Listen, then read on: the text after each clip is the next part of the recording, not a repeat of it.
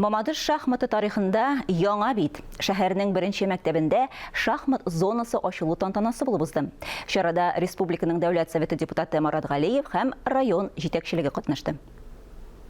Кристина Нагаева беренче тапкыр шахматны әтисе белән уйнаган. Шуннан соң кызны түгәрәккә яздырганнар һәм ул үзенең беренче турнирында катнаша. Шулай итеп, әлеге интеллектуаль уен белән дуслык барлыкка килгән. Надо этого хотеть, любить, тренироваться много. Ә менә беренче сыйныф укучысы Гадел Халитов шахмат белән күптән түгел генә таныш. Әмма бу спорт төренең серләрен ачарга хәзер аның бөтен мөмкинлекләре дә бар. Люблю я шахматы играть. Татарстан Республикасы Дәүләт Советы рәисе Фәрит Мөхәммәтшин башлангычы белән һәр мәктәптә шахмат зоналары барлыкка килергә тиеш. Шуңа бәйле рәвештә депутатлар корпусы комиссия шыксаларында юл карталарын һәм махсус программалар эшләде.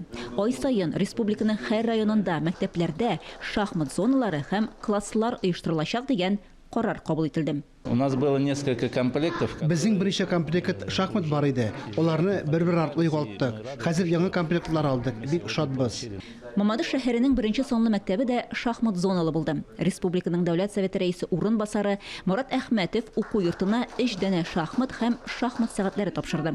Республиканың дәүләт советы депутаты Марат Галиев беренче санлы мәктәпкә магнитлы такта һәм 4нче санлы мәктәпкә 3 комплект шахмат сәгате бүләк итте. Сүз уңайыннан шәһәрнең беренче санлы мәктәбенең шахмат тарихы күп еллар элек башланды. Барысы да педагогик хезмәт ветераны, Татарстанның ат казанган укытучысы Рәзин Әхәт улы Вилданов алып барган интеллектуаль уен түгәрәгеннән башланган. Бүгенгә кадәр укучылар квантум балалар иҗат үзәгенең шахмат түгәрәгенә йөриләр инде. Шулпан Әмери, Алмаз Камалиев, Лилия Шәймәрданова, Татарстан яңалыклары, Мамадыш районы.